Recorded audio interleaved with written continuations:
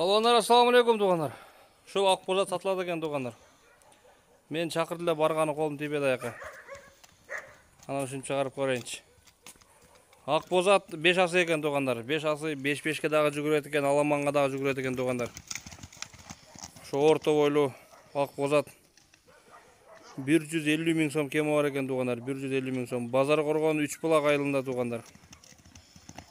Базар қорған 3 бұлақ айлында.